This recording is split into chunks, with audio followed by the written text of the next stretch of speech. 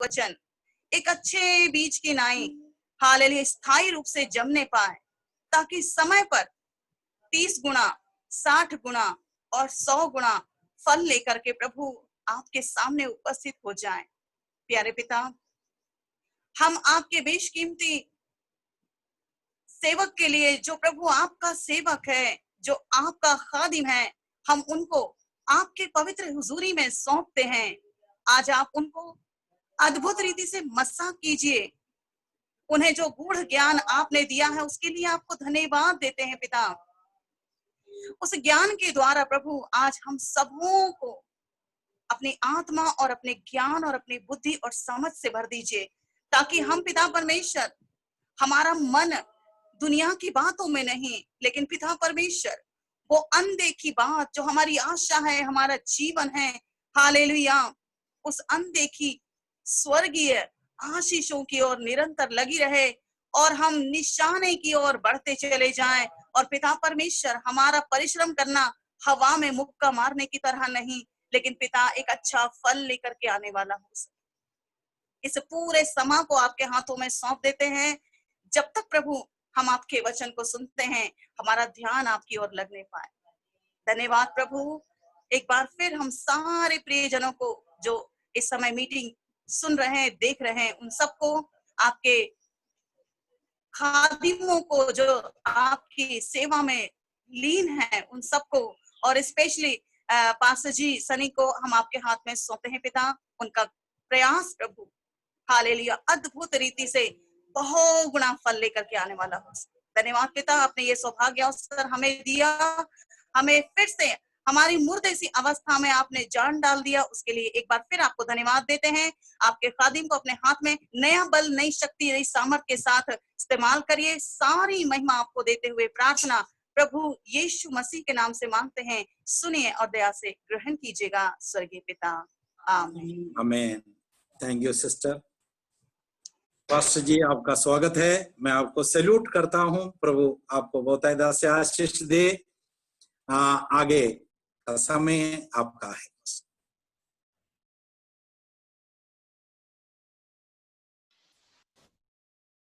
परम धन्य परम पिता परमेश्वर का मैं तहे दिल से धन्यवाद करूंगा, जिसने इस जगत की उत्पत्ति से पहले ही हमें अपने प्रिय पुत्र मसीह में चुन लिया था कि हम उसके सम्मुख पवित्र और निर्दोष ठहरे। मृत्युंजय प्रभु यीशु मसीह के अति पावन नाम में आप तमाम खुदा के खादिमों और खुदा के बंदों को मसीही अभिनंदन। आज फिर एक नया दिन प्रभु ने हमारे साथ जोड़ा कि हम सब यीशु मसीह के नाम से एकत्रित हो सकें और परमेश्वर की जय जयकार और महिमा कर सकें और परमेश्वर के वचन की मनन हम कर सकें, अध्ययन कर सकें। अक्सर मैं बताता हूं, जैसे मैंने कहीं से पढ़ा था कि परमेश्वर के वचन को हमें पढ़ना है, वचन हमें सीखना है, उसी वचन को हमें मनन करना है या ध्यान करना, जिंदगी में उसे लागू करना और लोगों तक हमें उसे पहुंचाना है। Read the word, learn, meditate, practice and propagate. 5 बात परमेश्वर ने अपना वचन हमारे तकिया की ऊंचाई बढ़ाने के लिए नहीं दिया है। बहुत से लोग हैं सोते समय तकिया के नीचे रख के सोते हैं ताकि दुष्टात्मा न दबाएं, न सताएं रात को। उसके लिए नहीं है वचन। वचन के साथ हमारे 5 कर्तव्य है, अभी जो मैंने बताया। परमेश्वर के वचन को हमें पढ़ना है, लगातार पढ़ना है, एक बार नहीं, जितने बार हो सके उतने बार, और उससे हमें सीखना है, चाहे ऐसे क्लासों में हो या नहीं, तो अकेले अकेले में भी प्रभु का वचन सीखने के लिए हम तत्पर होना चाहिए, और उसे हमें मनन करना है, मनन करना है, मेडिटेशन। उसके बाद में प्रैक्टिस इट, जिंदगी में लागू करें। और 5वां है प्रोपगेट इट और प्रीच इट। प्रोपगेशन, हम उस वचन को औरों तक पहुंचाना है। तो ये 5 काम परमेश्वर के वचन के साथ हमें करना जरूरी है। लेकिन खुद ही सोचें और मनन करें कि इनमें से कितने बात हम करते हैं। ठीक है,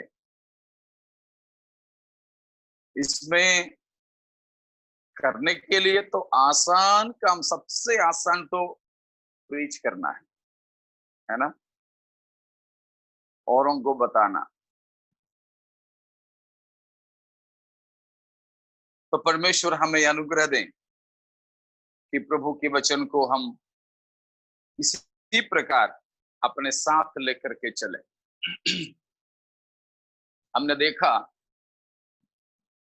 कि अंतिम न्याय के समय में किताबें खुल जाएंगे, उनमें से एक किताब जरूर यही वचन होगा जो आज हम लेकर घूम रहे हैं, पढ़ रहे हैं, मनन कर रहे हैं, पढ़ा रहे हैं। इसलिए हैं, किसी भक्तों ने गीत गाए थे, खुल जाएंगी किताबें। तो गाने वाले प्रिय सिस्टर मेरे ख्याल से एक दिन गाई थी वो गाना, शायद नहीं तो अगले दिनों में वो गाना गाएं तो भी अच्छा है, खुल जाएंगी किताबें। तो हमारी जिंदगी का जो है हिसाब हमें देना है, किताबें खुल जाएंगी। या गाया था, ओके गुड। तो प्रभु का वचन न्याय में भी काम आने वाला है, तो हमें जरूर उसके साथ एक सही प्रकार का व्यवहार होना जरूरी है, बहुत ही जरूरी है। तो उस वचन से हम फिर से मनन करने जा रहे हैं। कल हम समाप्त जहां किए थे, शायद आपको याद होंगे, हमने देखा कि 2 प्रकार के जन्म, एक तो शारीरिक, दूसरा रूहानी, आत्मिक जन्म। शारीरिक जन्म के लिए माता पिता जरूरी है, वैसे ही एक व्यक्ति में परमेश्वर की आत्मा और वचन का कार्य होता है तो नया जन्म होता है। हमारे माता पिताओं से जन्म होते हैं तो पंचायत के, नहीं तो महानगर पालिका के, मुंबई के हिसाब से, नहीं तो नगर पालिका के जनन मरण दफ्तर में या फिर उनके रजिस्टर में नाम दर्ज होता है। लेकिन नया जन्म से नाम तो पंचायत में नहीं, म्युनिसिपैलिटी में नहीं, अस्पताल में नहीं, परंतु जीवन की पुस्तक में नाम दर्ज होता है। तो जिस किसी का भी नाम जीवन की पुस्तक में दर्ज हुआ है नया जन्म के द्वारा, उनके लिए मैं अवश्य परमेश्वर का धन्यवाद करूंगा। जगत में सबसे बड़ा आनंद भी वही है कि हमारे नाम जीवन की पुस्तक में पाए जाते। और विश्व के सबसे खतरनाक स्थिति भी, दुख और हताश होने का भी कारण वही है जिनका नाम जीवन की पुस्तक में दाखिल नहीं है। तो प्यारों, हमें खाने पीने पहनने रहने के लिए भी ना हो, लेकिन जीवन का पुस्तक में नया जन्म के द्वारा नाम दर्ज हुआ पक्का हमें मालूम है, तो हम बिल्कुल बेहद आनंदित हो सकेंगे, हम खुशियां मना सकेंगे, परमेश्वर का धन्यवाद करते रह सकेंगे। वो ही सबसे बड़ा आनंद है। उसके बाद हमने देखा कि 2 प्रकार के जन्म है, तो 3 प्रकार के जीवन है। जिंदगी केवल एक ही बार है। इसी एक ही बार की जिंदगी में हम 3 प्रकार के जीवन को अनुभव कर सकेंगे। उसमें पहला जीवन हमने देखा शारीरिक है, माता पिता से हमें मिला। दूसरा जीवन है आध्यात्मिक जीवन, रूहानी जिंदगी। वो नया जन्म के द्वारा हमें परमेश्वर से प्राप्त होता है। और तीसरा अनंत जीवन है, उसमें हम आज आएंगे। 3 प्रकार के जब जीवन है तो मृत्यु भी 3 ही प्रकार के। पहला मृत्यु आध्यात्मिक मृत्यु है, दूसरा है शारीरिक मृत्यु, और तीसरा और आखिरी है अनंतकालीन मृत्यु।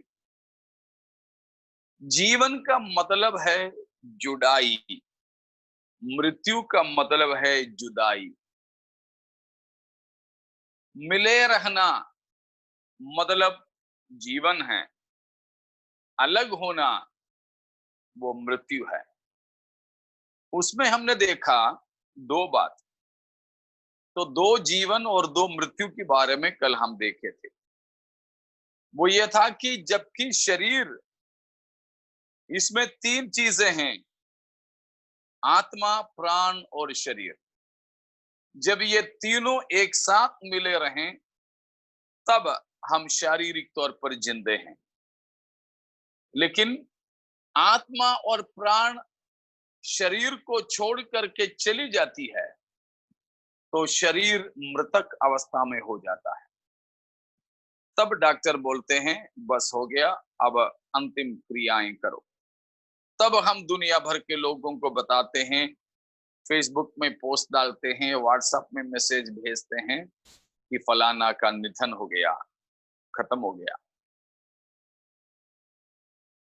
उसी प्रकार आध्यात्मिक जीवन के बारे में भी हमने देखा।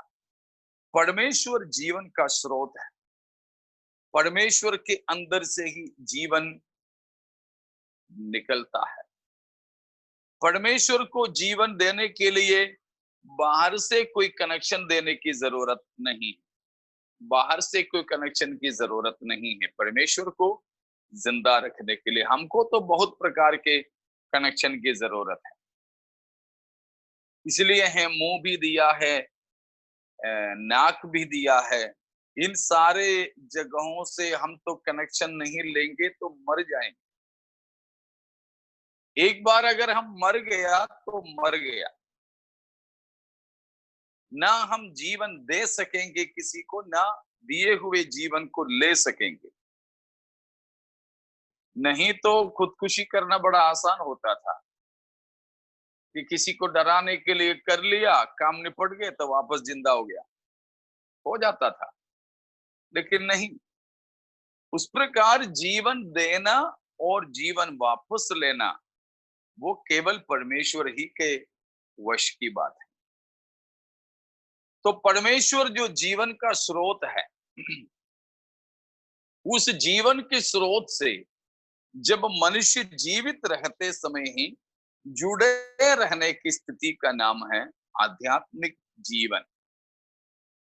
परमेश्वर के जीवन से जुदा होना आध्यात्मिक मृत्यु है। चाहे वो कितना भी धार्मिक कहलाए, कितने भी अच्छा प्रचारक और गीतकार हो, कितने भी अच्छा पास्टर और कितने भी लोगों के मददगार हो, लेकिन परमेश्वर से उनका रिश्ता नहीं घनिष्ठ तौर पर, अटूट तौर पर, तो फिर वो मृतावस्था में है। वो है आध्यात्मिक मृतावस्था। सच कहें तो कलीसिया में बाहर के तो सभी के सब मरे हुए हैं, ठीक है। कलीसिया की बाहर के सब मरे हुए हैं, इसीलिए तो उनके बारे में बोलने की जरूरत नहीं। उनके लिए परमेश्वर का वचन कहता है स्वाभाविक मनुष्य, नेचुरल मैन। जो कलीसिया के बाहर के लोग हैं उनके लिए बाइबल देने वाला नाम है स्वाभाविक मनुष्य, स्वाभाविक मनुष्य। शंका है तो जरा पढ़ करके देखें, तो फिर वहां शंका की जरूरत नहीं रहेगा। देखिए, पहला पत्रिका कुरिन्थियों के लिए 2 अध्याय उसका 14वां वचन, कुरिन्थियों 2:14। परंतु शारीरिक मनुष्य परमेश्वर की आत्मा की बातें ग्रहण नहीं करता, क्योंकि वे उसकी दृष्टि में मूर्खता की बातें हैं, और ना वह उन्हें जान सकता है, क्योंकि उनकी जांच आत्मिक रीति से होती है। हिंदी में शब्दों का थोड़ा सा राशन है।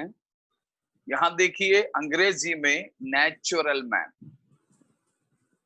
हिंदी में शारीरिक मनुष्य दिया है, जबकि वो अनुवाद गलत है। वहां स्वाभाविक मनुष्य आना चाहिए था, नेचुरल की वजह से, क्योंकि 3 प्रकार के लोगों के बारे में पौलुस यहाँ बताता है। 15वां पद को पढ़िएगा। आत्मिक जन सब कुछ जांचता है।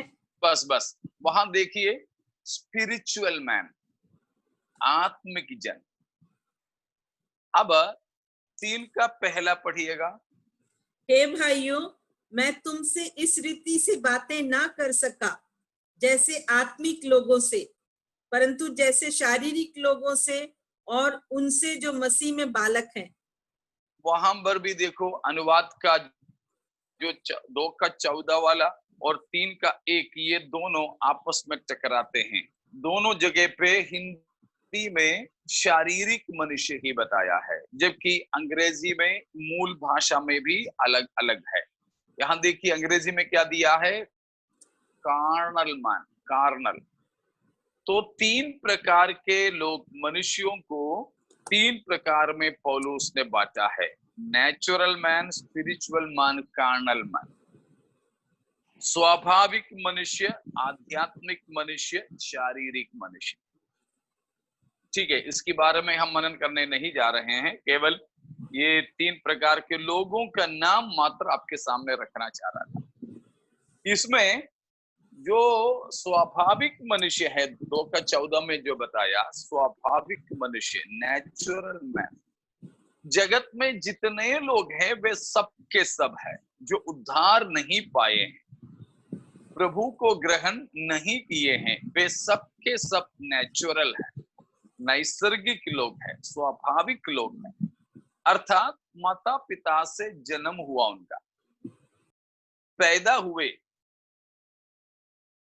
जानवर सरीखे, खाते पीते, कमाते, शादी करते, पीढ़ी को बढ़ाते, बस उसके अलावा उन्हें कोई मतलब नहीं। लेकिन नया जन्म जो पाए हैं, जो परमेश्वर के जन बने, वे हैं आध्यात्मिक जन। लेकिन जो शारीरिक कहा है 3 का पहले में, कार्नल मैन, वह उद्धार पाने के बाद भी उद्धार न पाए हुए लोगों के जैसे रहने वाले लोग। उद्धार तो उन्होंने पाया है, लेकिन स्वभाव उनका नहीं बदला, आदत उनकी नहीं बदली, बिल्कुल स्वाभाविक मनुष्य जैसे ही अपनी जिंदगी बिताते हैं। वे हैं शारीरिक या कार्नल। ठीक है, तो हम वापस आएंगे जो संसार में जितने भी लोग हैं उद्धार नहीं पाए हैं, वे सबके सब स्वाभाविक मनुष्य हैं, नेचुरल मैन। लेकिन जो उनको परमेश्वर से कोई रिश्ता नहीं है, परमेश्वर से उनका कोई नाता नहीं, बिल्कुल भी कोई जुड़ाई नहीं है परमेश्वर के साथ। लेकिन जो कलीसिया के अंदर है, जो प्रभु के कहलाते हैं, जो उद्धार पाए हैं, स्वाभिमान करते हैं, उनमें से भी कई सारे लोग स्वाभाविक मनुष्यों की जैसे ही कलीसिया में रह रहे हैं। उनका भी परमेश्वर से कोई रिश्ता नहीं है। तो प्यारो, हम परमेश्वर के साथ में क्या हमेशा जुड़े रहते हैं?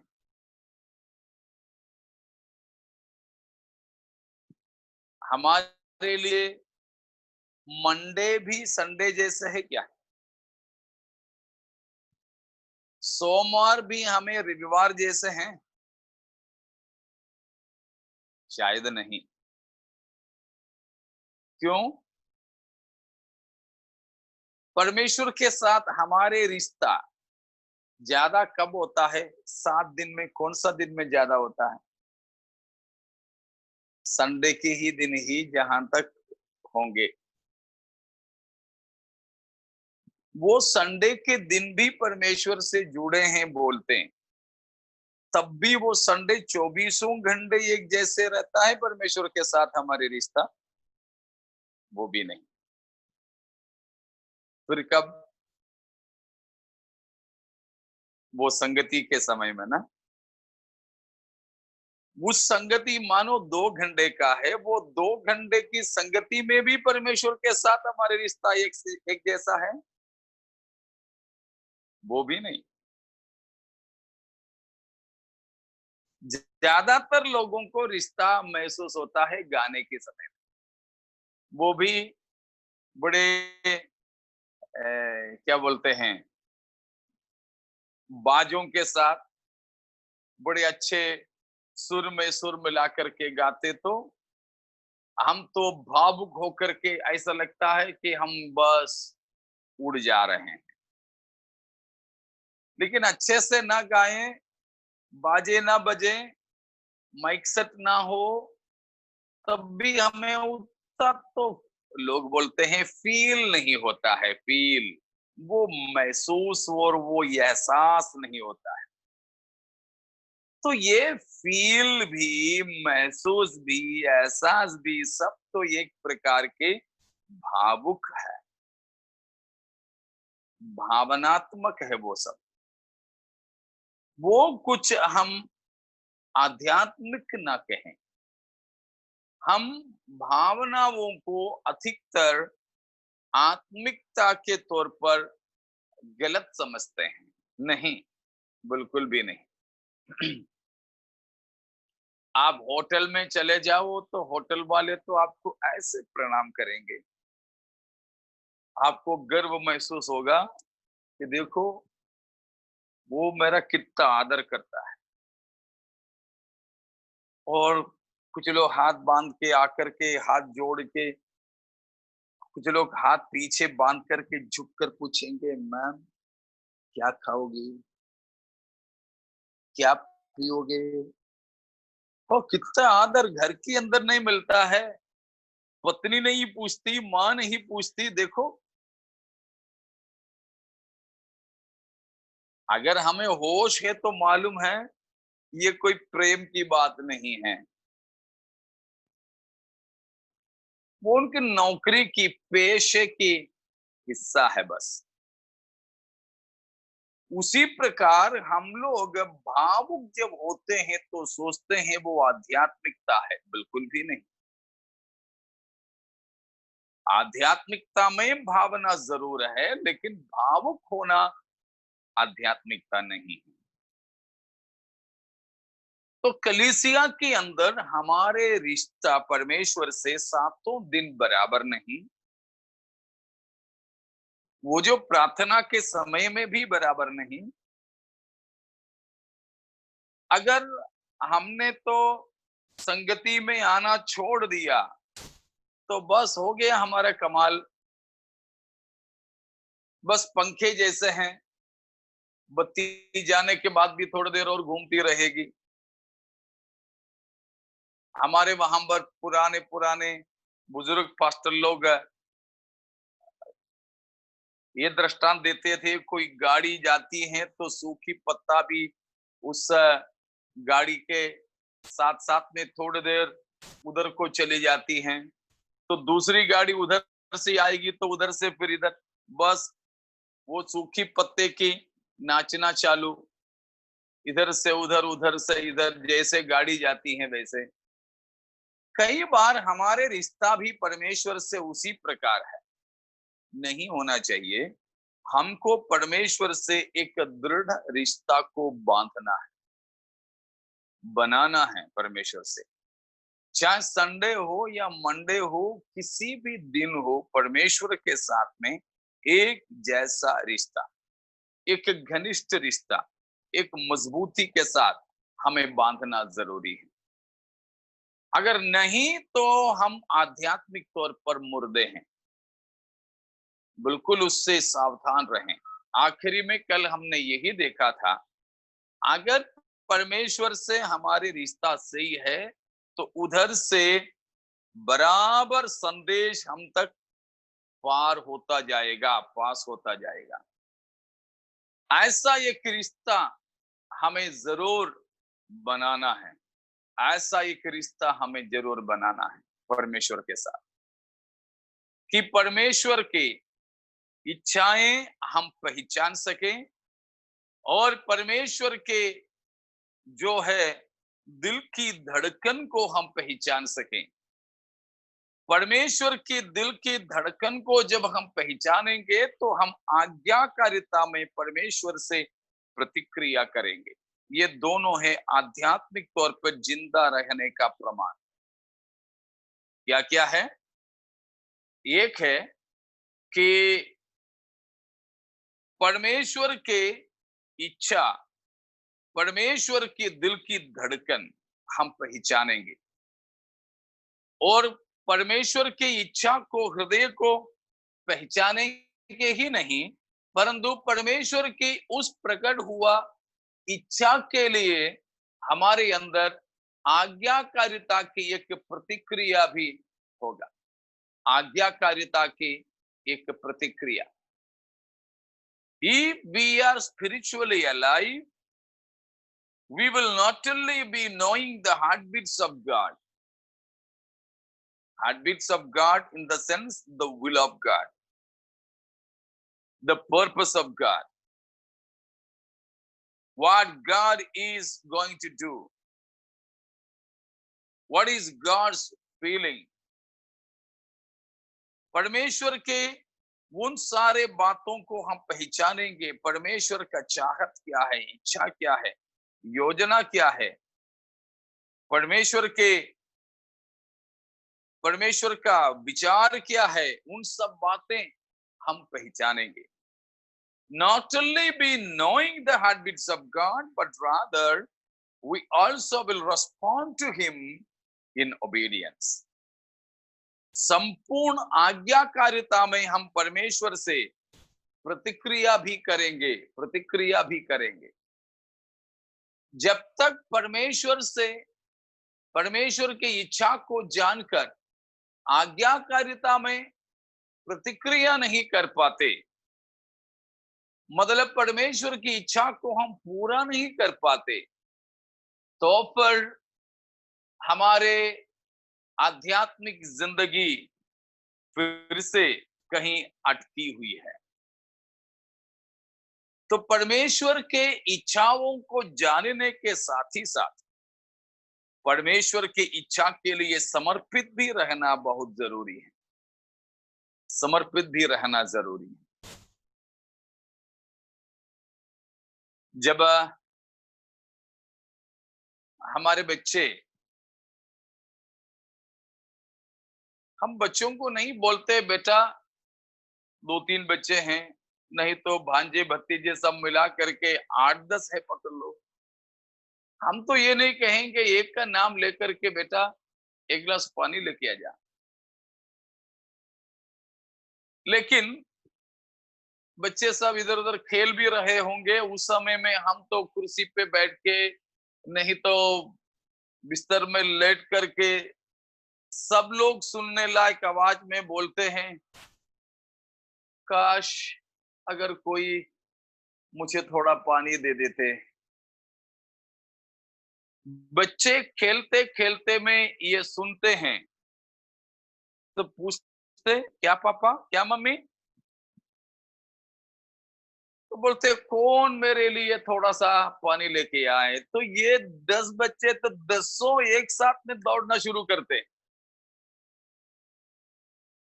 कि मैं सबसे पहले, मैं सबसे पहले। उसी प्रकार परमेश्वर शायद हमारे किसी के नाम लेके नहीं बोलोगे कि वर्गीस, संतोष, थॉमस, तुम जाकर के ये करो ना, शायद नाम लेके नहीं बोलेंगे प्रभु, परंतु हम सबके सुनने में प्रभु बोलेंगे, जैसे यशायाह 6:8 में बताया है, कौन जाएगा हमारे लिए, मैं किसको भेजूं? परमेश्वर ने वहां यशायाह को बुलाकर नहीं कहा, यशायाह तू जाएगा क्या, मैं भेजूं तेरे को? शायद ऐसे पूछते तो यशायाह कई एक्सक्यूजेस, बहाने बना देता कि परमेश्वर में गया था पहले तो उन लोगों ने मुझे अंगीकार नहीं किए थे, और उन्होंने जो सवाल किया उसका जवाब नहीं दे पाया था मैं, और उस समय वे लोग तो मारने आए थे, अब तो धमकी दे करके भेजा है, मैं कैसे जाऊं? नहीं तो बोलते कि मेरी पत्नी है, बच्चे हैं, ये हैं, वो हैं, शायद बहाना बना सकता था वो। लेकिन परमेश्वर ने उससे ऐसे नहीं पूछा उसका नाम लेकर, परंतु परमेश्वर ने ऐसे कहा। 6:8 को पढ़िएगा, यशायाह 6:8। तब मैंने प्रभु का ये वचन सुना, मैं किसको भेजूं और हमारी ओर से कौन जाएगा? तब मैंने कहा, मैं यहाँ हूं, मुझे भेज। देखा, परमेश्वर ने यशायाह से नहीं पूछा, बस परमेश्वर ऐसे ही बोलता गया, मैं किसको भेजूं, कौन हमारी ओर से जाएगा? Whom shall I send? I want to send someone. काश कोई हमारे लिए जाने को होता। यह आवाज सुनते यशायाह ने कहा, देख प्रभु मैं यहाँ हूं, आमीन, हालेलुया, मुझे भेज। पहले भी एक बार शायद मैंने बोला था, हम लोग तो वो गाना तो गाते हैं, कौन सा, मैं यहाँ हूं, है ना, I will worship you. Here am I, O Lord. Here I am. ओ कितना भावुक होकर के गाते हैं, लेकिन क्या हम सचमुच में अपने आप को प्रभु के लिए देते हैं? अगर आध्यात्मिक तौर पर हम जिंदे हैं तो जरूर ये होगा। ठीक है, अब वो है दूसरी बात। तो शारीरिक जीवन और मृत्यु के बारे में देखा, आध्यात्मिक जीवन और आध्यात्मिक मृत्यु के बारे में देखा, और तीसरी बात है अनंत जीवन और अनंत मृत्यु। उसका क्या मतलब है? अनंत जीवन और अनंत मृत्यु का क्या मतलब है? जीवन मृत्यु को तो हमने देख ही लिया, तो उसके साथ में अनंत जोड़ना तो हो जाएगा। तो अनंत जीवन क्या हो सकता है?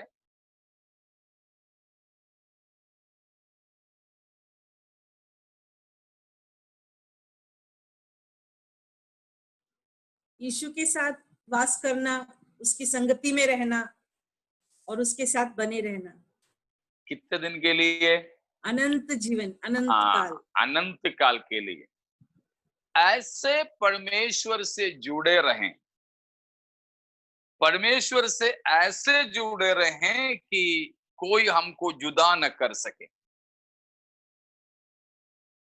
परमेश्वर से ऐसे मिले रहें कि कभी हमको अलग नहीं होना है। ठीक है, तो अनंत मृत्यु क्या है? हमेशा हमेशा के लिए परमेश्वर से ऐसे अलग हुए कि किसी भी हालात में दोबारा जुड़ना संभव नहीं है। तो आत्मिक मृत्यु और अनंत मृत्यु में फर्क क्या है? आत्मिक मृत्यु में यह है कि हम दोबारा परमेश्वर से जुड़ सकते हैं, हम चाहें तो। जब तक हम जिंदे हैं तब तक ये उम्मीद है कि हम परमेश्वर से जुड़ सकते हैं, लेकिन अनंत मृत्यु में तो वो उम्मीद तक नहीं। तो आत्मिक जीवन में भी, आत्मिक मृत्यु में भी, अनंत मृत्यु में भी बात एक ही है कि परमेश्वर से अलग होना, परमेश्वर से दूर होना। लेकिन फर्क ये है कि आत्मिक मृत्यु के समय में जब तक हम जिंदे हैं तब तक उम्मीद किए जा सकते हैं कि दोबारा परमेश्वर से हम जुड़ जाएं, लेकिन अनंत मृत्यु में यह है कि वो उम्मीद तक नहीं रहते। हाँ, उस उम्मीद तक नहीं रहते दोबारा जुड़ने का। अनंत मृत्यु में अगर एक व्यक्ति पहुंच जाता है, प्रभु यीशु मसीह भी उनको बचाने में सक्षम नहीं होता है। ये बड़े खतरनाक स्थिति है। इसलिए शायद आपने पढ़ा होगा, मैंने एक व्हाट्सएप में ही पढ़ा था, एक जवान बच्चा जाकर एक दद्दू से पूछता है कि दद्दू, प्रार्थना करने का सबसे अच्छा समय कब है? पूछा। दद्दू ने बोला, मौत के ठीक पहले। तो मरने से ठीक पहले हैं जो खास वक्त, सबसे अच्छा वक्त प्रेयर करने के लिए, प्रार्थना करने के लिए। तो लड़का सिर खुजाने लगा, पूछा कि मरेंगे कब, मौत कब आएगा? दद्दू ने पूछा, नहीं मालूम, नहीं पता। हाँ, नहीं पता हमको कब मरेंगे, इसीलिए ये सोचो कि अगला पल मैं मरने वाला हूं, यही सोच करके चलो, तो कब प्रार्थना करोगे? लगातार, हमेशा हमेशा। क्योंकि हमें नहीं मालूम, मुझे नहीं पता ये प्रचार करता करता ये सेंटेंस, ये वाक्य पूरा कर सकूंगा या नहीं। हम किसी का कोई उम्मीद नहीं है, कोई उम्मीद नहीं। इसीलिए आत्मिक जीवन में परमेश्वर से जुड़ने के लिए देर मत करना। मौत से ठीक पहले सुधारे रिश्ता ये सोच करके मत रहना। ये बहुत जरूरी है कि हम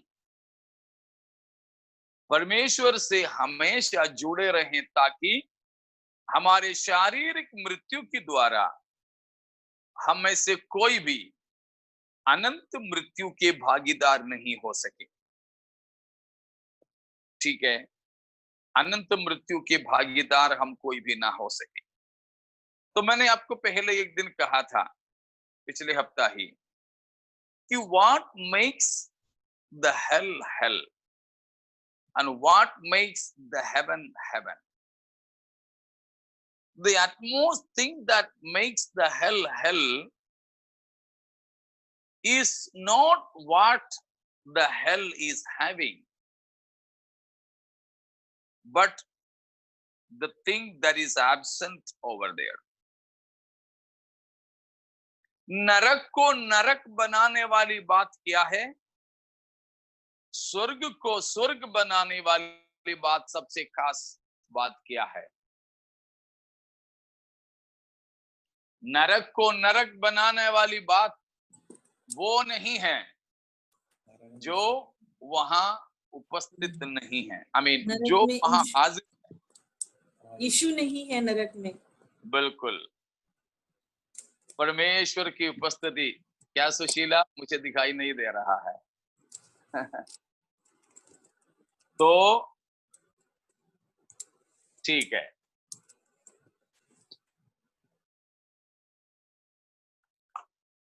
तो 2-3 दिन पहले मैंने बताया था ये बात।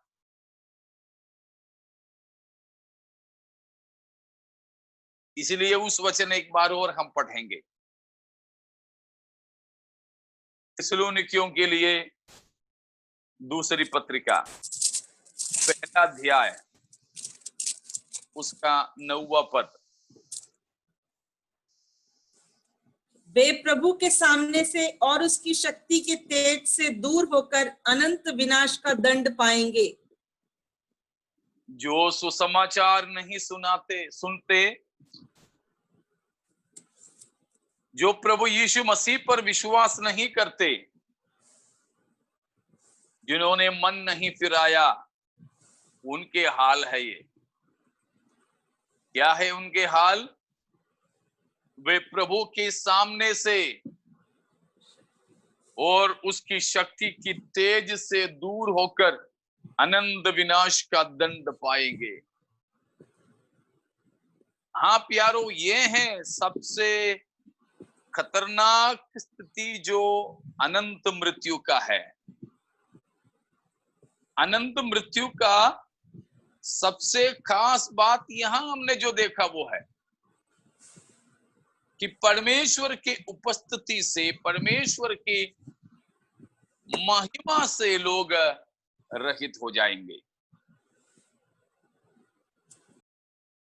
यही कुछ दिन पहले भी हमने देखा। नरक क्या है? It's a place of separation, it's a place of eternal separation,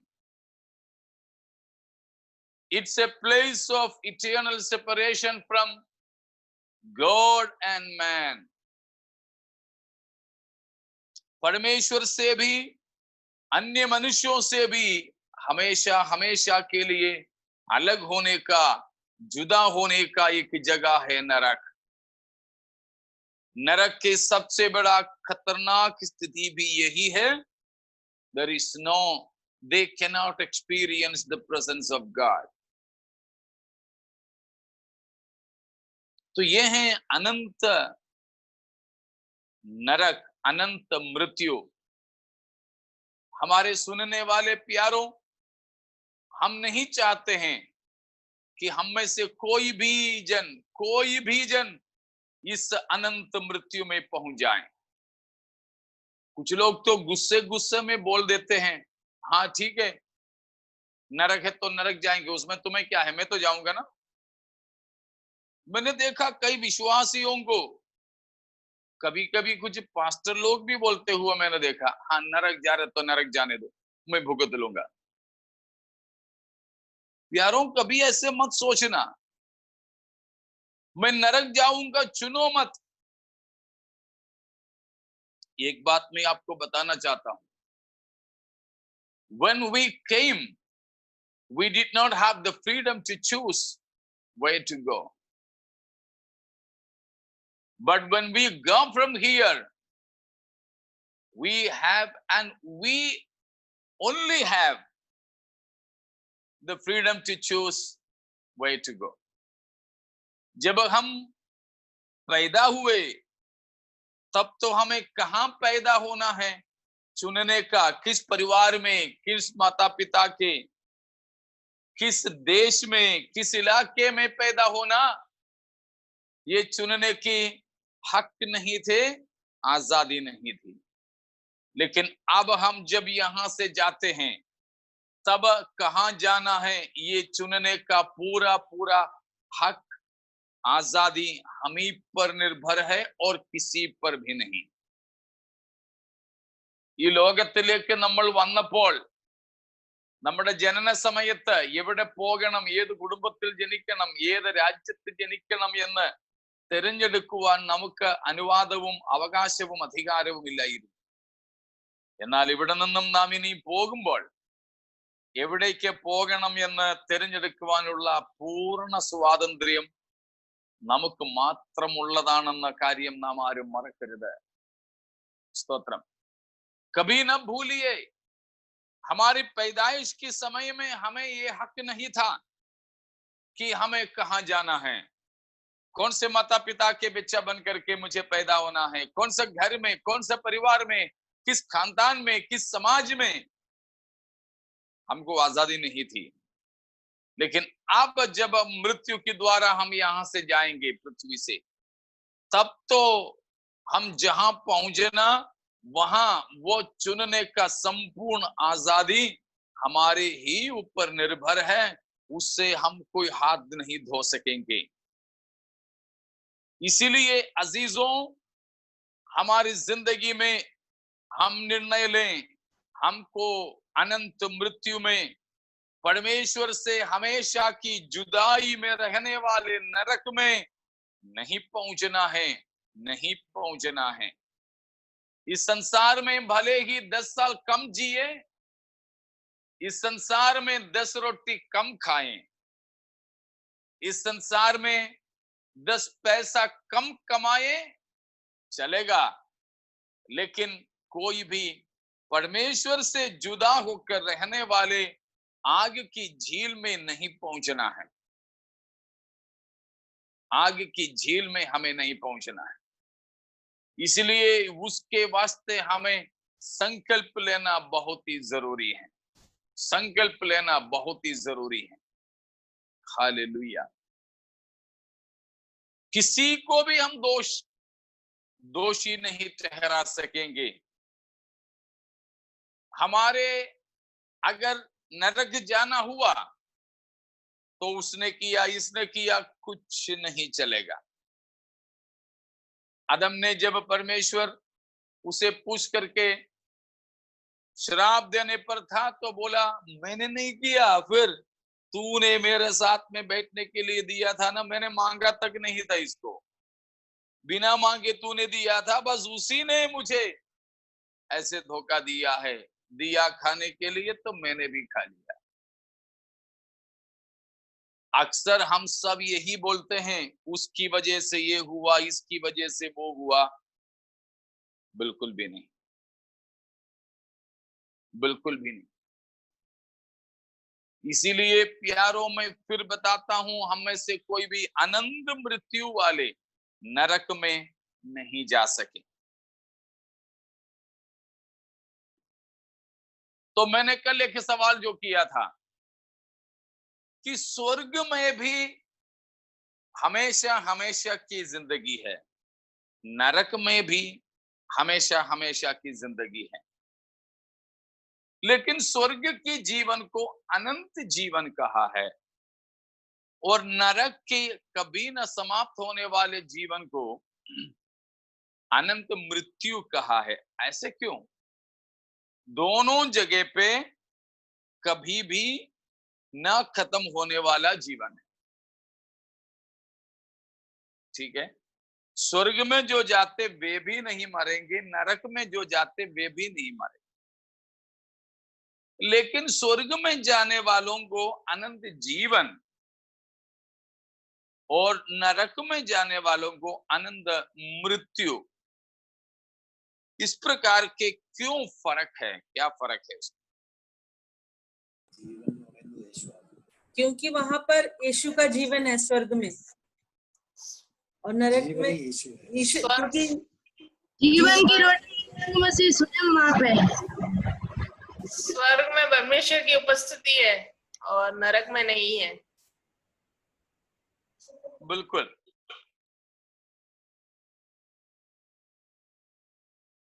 Sushila की आवाज नहीं आ रही है।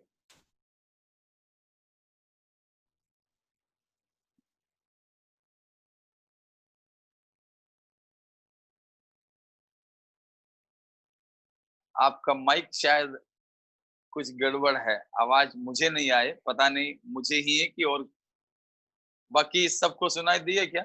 नहीं सुना, नहीं सुनाई दे रहा। कोई नहीं सुना। ठीक है, आपका माइक का कुछ प्रॉब्लम है शायद, माइक्रोफोन का आवाज।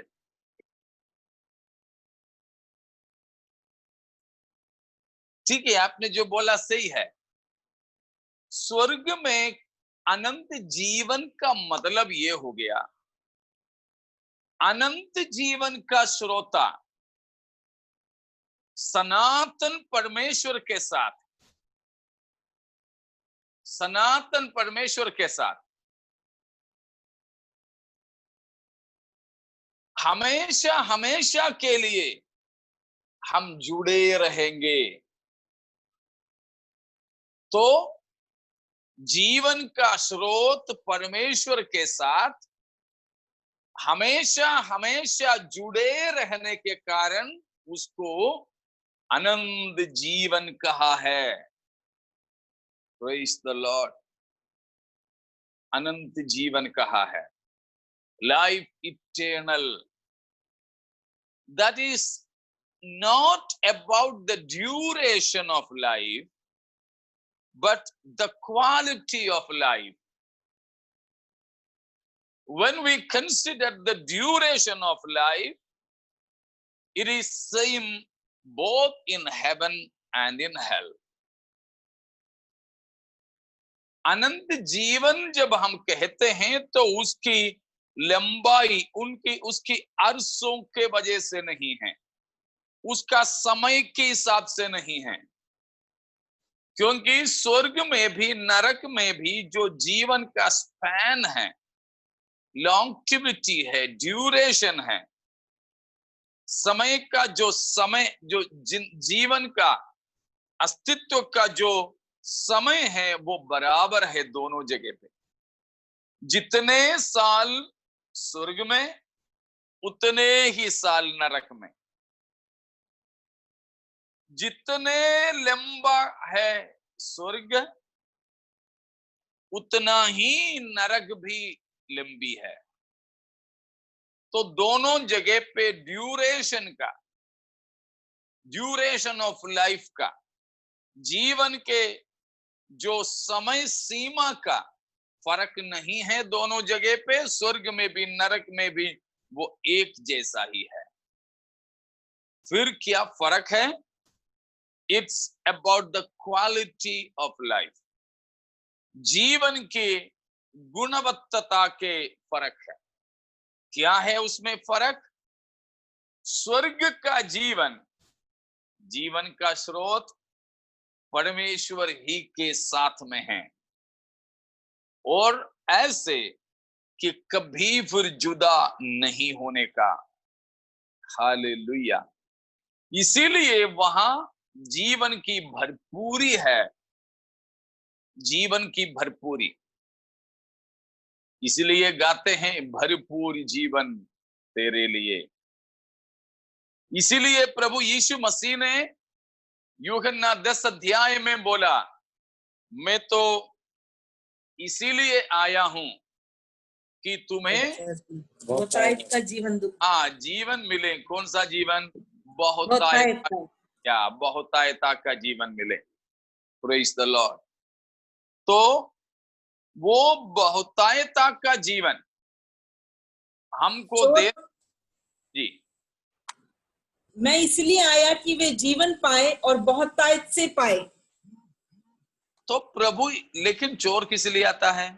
चोर काम के लिए नहीं, परंतु केवल चोरी करने और घात करने और नष्ट करने को आता है। मैं इसलिए आया कि वे जीवन पाए और बहुतायत से पाए। या तो 10वां पद है, 10 का 10 में है। तो चोर आता है, वो शैतान के लिए कहा है। चोरी करने के लिए, घात करने के लिए, नष्ट करने के लिए, मतलब लेने लेने लेने आते। यीशु मसीह लेने नहीं आया, देने के लिए आया। देने के लिए आया। क्या देने? बहुतायता का जीवन। क्या है वो बहुतायता का जीवन? कभी खत्म नहीं होने वाला जीवन। कभी खत्म होने का मतलब फिर से वही ड्यूरेशन की बात नहीं, ठीक है।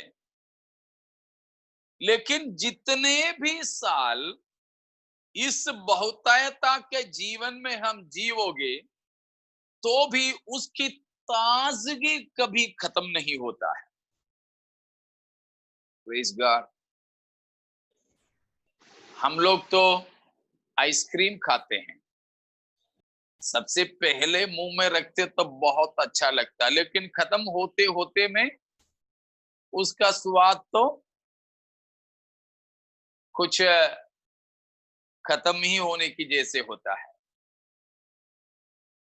तो शुरुआत का वो जो रुचि हमें आखिरी में नहीं मिल पाता, नहीं मिल पाता। अब हमारा कोई रिश्तेदार, मानो पति पत्नी हैं, 2 जगह पे रहते हैं। मानो ये लॉकडाउन में पति तो अपने घर में, पत्नी तो अपनी मायके में फंस गए। दोनों के अंदर इच्छा होंगे मिले मिले मिले। मिलने का शुरू में तो बहुत अच्छा लगता है, लेकिन कुछ समय या कुछ दिन के बाद में तो फिर मैं तू होने लग जाते। कुछ लोग तो इसलिए बोलते हैं कि हम साल में 1-2 बार मिलना ही ठीक है। तुम अपनी जगह पे रहो, मैं अपनी जगह पे रहूं, नौकरी करते रहें, नहीं तो कुछ भी करते रहें, साल में 1-2 बार मिलेंगे तो उतना दिनों में तो बहुत ही मीठा मीठा प्यार में अपने जीवन बिता सकते हैं। मैं तू नहीं हो पाएंगे। तो पति पत्नी की आपसी जिंदगी है, तो भी दिन जैसे जैसे बीतते हैं वैसे वैसे थोड़ा सा तकलीफ, वो शब्द इस्तेमाल होना नहीं चाहिए, फिर भी दूसरा शब्द मुझे नहीं मिल रहा है तो मैं इस्तेमाल करूं, बोर हो जाते। तब है संसार के लोग अवैध रिश्तों में चले जाते हैं। पापा या मम्मी दूर है, जिस दिन छुट्टी पे आए तो बच्चों को बहुत अच्छा लगता है, लेकिन 1-2 दिन के लिए। उसके बाद में पापा मम्मी डांटने, गंभीर होने लग जाते। तो छोटे बच्चे हैं तो पूछेंगे मम्मी कब जाओगी आप, मम्मी कब जाओगी आप। तो क्या है, हमारे सबसे घनिष्ठ रिश्ता है पति पत्नी के, माँ बाप बच्चों के। फिर भी वो जीवन में कुछ दिन बीतने पर मिलने का पहला क्षण में जो क्या बोलते हैं, खुशी, कहा खुशी, उसके लिए दूसरा शब्द है उत्सुकता, आनंद, उत्सुकता। उत्सुकता, ठीक है। वो जो उत्सुकता, मिलने की शुरुआत के समय में जो उत्सुकता होते हैं, वो उत्सुकता कुछ दिन के बाद नहीं होता। लेकिन भरपूर जीवन जो परमेश्वर हमें देता है उसका ये है कि वो कभी पुराने ही नहीं होता, हमेशा वो ताजगी बना रहता है। Praise the Lord. वो आनंद हमें इस जीवन में भी प्राप्त करना संभव है। उद्धार का आनंद यदि मेरे आपके अंदर है, इसी प्रकार हर समय में ताजा ताजा होता जाएगा, वो पुराना नहीं होता है। प्यारो, इसीलिए उद्धार आपने पाया हुआ, बपतिस्मा आपने लिया हुआ, उस दिन की खुशी, आनंद आपके अंदर अभी भी नहीं है, तो फिर वो पुराना हो गया है। लेकिन सच्चा उद्धार पुराना नहीं होता। हमेशा वो दिन जैसे जैसे बीतते जाते हैं तो वो और ताजा ताजा तेजवान होता जाता है, तेजवान होता जाता है। वो है भरपूर जीवन। So it's not about the duration or longevity of life in heaven or hell, but the quality. वो क्वालिटी, गुणवत्ता जब हम कहते हैं तो स्वर्ग में परमेश्वर की जीवन की गुणवत्ता है, अपने आप में ताजा होते जाने वाला वो जीवन, वो उस भरपूर जीवन के साथ में हमको जोड़ रहे हैं। मैं एक बात और उसमें बताकर समाप्त करूंगा। उसका नाम क्या है? अनंत जीवन। क्यों? क्योंकि वो किसका जीवन है? परमेश्वर का जीवन है। परमेश्वर का जीवन। परमेश्वर कब से कब तक है? अनंत काल, आदि से आदि से हैं, अनंत काल तक है। ठीक है, कब से है बताओ?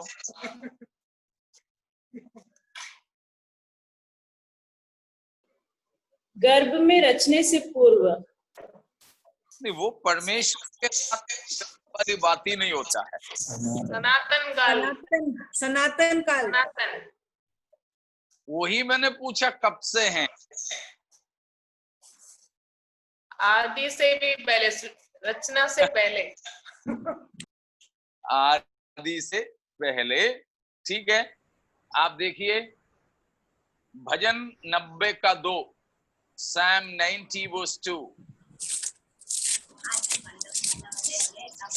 इससे पहले कि पहाड़ उत्पन्न हुए या तूने पृथ्वी और जगत की रचना की, वरन अनादिकाल से अनंत काल तक तू ही परमेश्वर है। कब से? अनादिकाल से अनंत काल। आदि मत बोलना, आदि तो समय का आदि है, बहुत फर्क है। अनादिकाल से अनंत काल तक तू ही परमेश्वर है। Praise the Lord।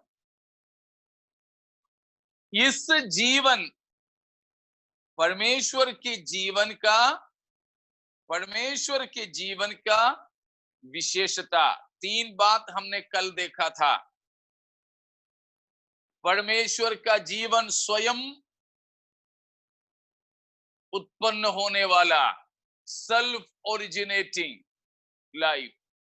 परमेश्वर का जीवन स्वयं उत्पन्न हुआ है, स्रोत परमेश्वर स्वयं है।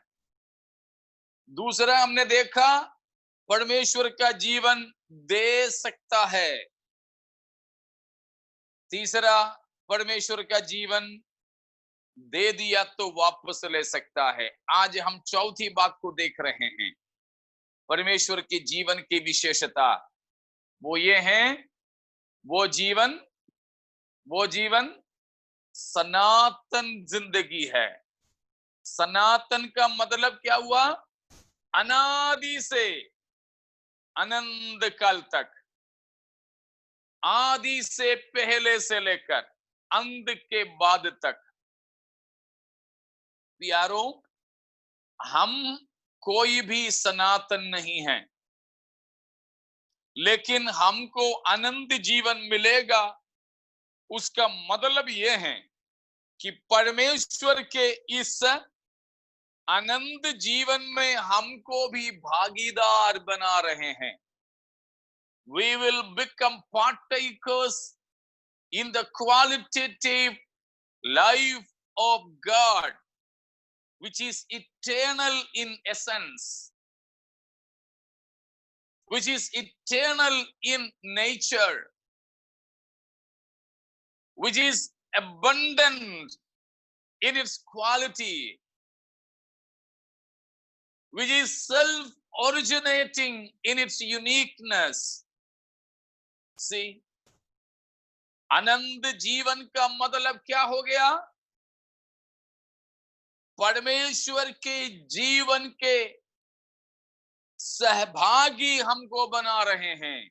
We are becoming partners and partakers of the life of God. परमेश्वर के जीवन के हम भागीदार बन रहे हैं। कौन सा जीवन के? परमेश्वर के सनातन जीवन के। कौन से जीवन के? परमेश्वर के भरपूर जीवन के भागीदार हम भी बन रहे हैं। हालेलुया। सबको समझ में आ रहा है कि नहीं मुझे नहीं मालूम। Praise God. तो हम परमेश्वर के उस जीवन की गुणवत्ता में शामिल होते हैं जो अपने प्रकृति में सनातन है, अपने अनुपमता में स्वयं उत्पन्न होने वाला है, जिसका स्रोत परमेश्वर स्वयं है। वो उसकी यूनिकनेस है, अनुपमता है। Praise God.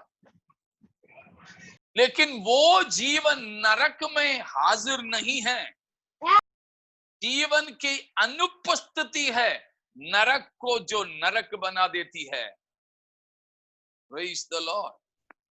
This qualitative life of God and God, the source of this qualitative life, both will be absent in hell, which makes the hell a hell, really hell. Praise God. समझ में आए? इस गुणवत्ता का जीवन नरक में अनुपस्थित रहेगी और इस गुणवत्ता के जीवन का स्रोत परमेश्वर भी नरक में अनुपस्थित रहेंगे। वो दोनों अनुपस्थिति नरक को असलियत में नरक बना डालेगी। हालेलुया। उसका मतलब यह है, नरक बिल्कुल नरक ही बने रहने दो, आग जलते रहने दो, कीड़े न मरने वाले कीड़े, घोर अंधकार, ये सब कुछ भरा हुआ नरक वैसे की वैसे रहने दो। मैं वहां जाने के लिए चुनूंगा यदि मेरा परमेश्वर वहां रहेंगे तो। समझ में आया?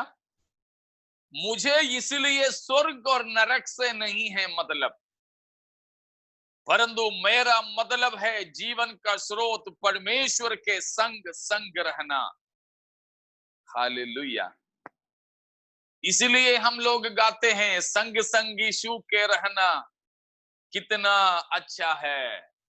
वो केवल यहां ही नहीं परंतु प्रभु की उपस्थिति में भी। हालेलुया।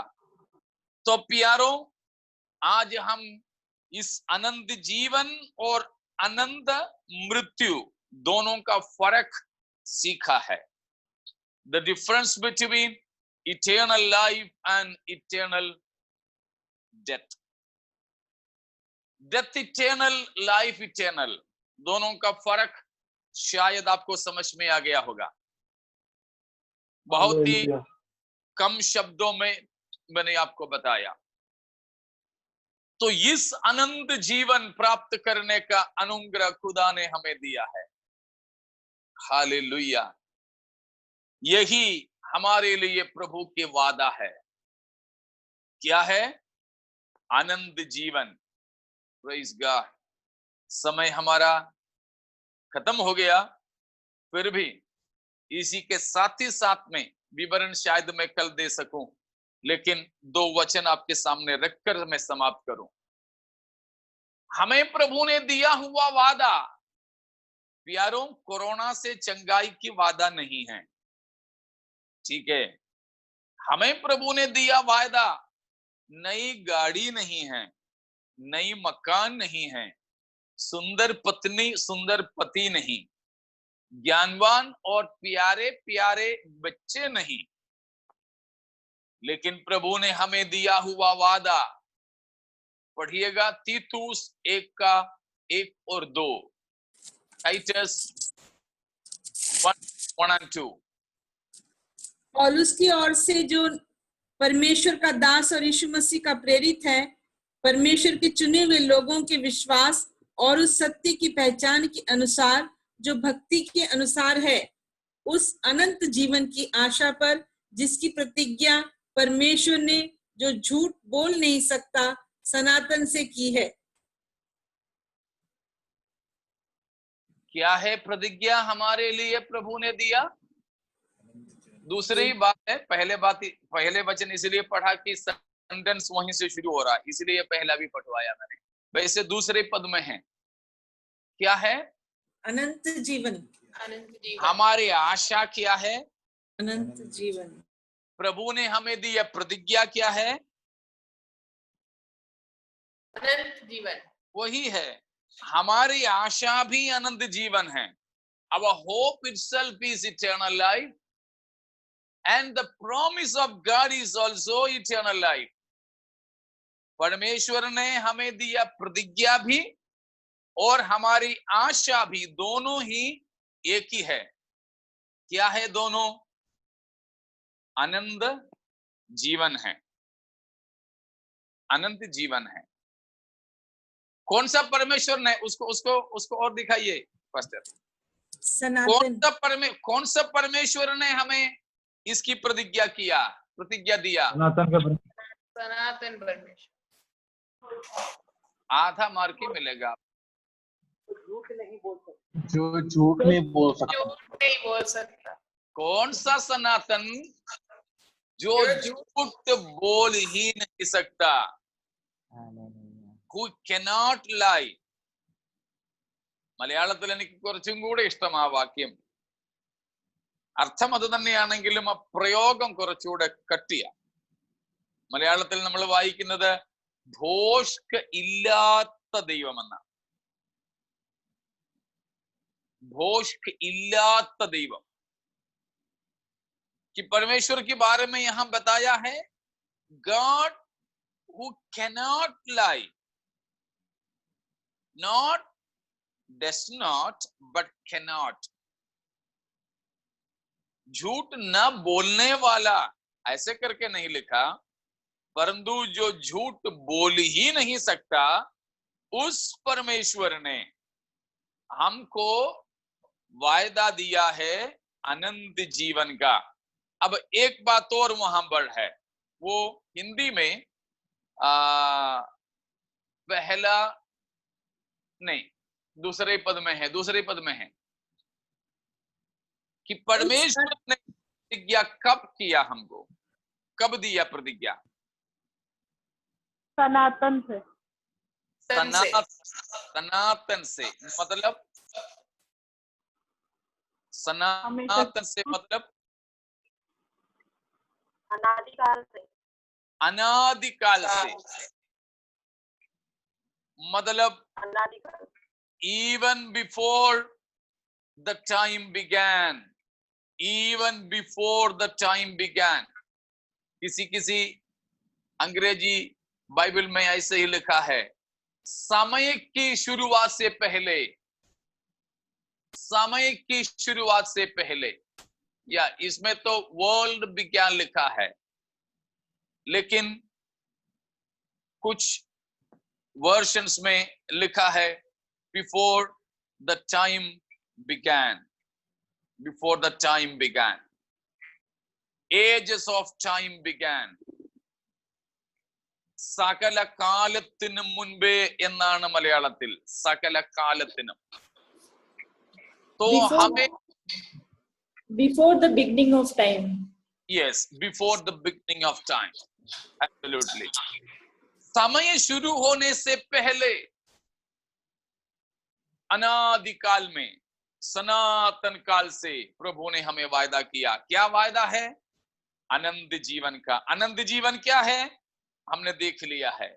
इसलिए उस वायदे के लिए हम अपने परमेश्वर का धन्यवाद करते हुए आनंद जीवन में प्रवेश करने के लिए हम अपने आप को तैयार करें. प्यारो, इतने बड़ा, इतने शानदार आनंद जीवन का प्रावधान यीशु मसीह के द्वारा जब हमें मिला है, हम में से कोई ऐसा ना हो कि इसमें से वंचित हो. ना, ऐसे नहीं होने पावे. इसलिए आज बिल्कुल पक्का कीजिए, इस वायदा हमें प्रभु ने दिया है. इस आनंद जीवन के वायदे के लिए खुदा का धन्यवाद करते हुए किसी भी हालात में, चाहे संसार में कुछ भी खोना पड़े, तो भी आनंद जीवन मुझे खोना नहीं है. इस संसार में चाहे मेरा जीवन भी खोऊं मैं, मेरी चरित्र को, मेरे इज्जत को खोऊं, मेरी धन दौलत को खोऊं, लेकिन मुझे उस आनंद जीवन को चाहिए. उस आनंद जीवन को थामे रहने के लिए बाकी सब छोड़ दें, चलेगा. उस बड़े आनंद के साथ इस आनंद जीवन की आशा में हमारे प्रभु के पीछे चलते रहें, पवित्रताई में बने रहें, सारे संकट मुसीबतों की सामना करते रहें. परमेश्वर जरूर हमें इस भरपूरी की जिंदगी में ले चलेंगे. उसके लिए इन वचनों के द्वारा परमेश्वर हमें तैयार करें. परमेश्वर हमारे साथ रहे.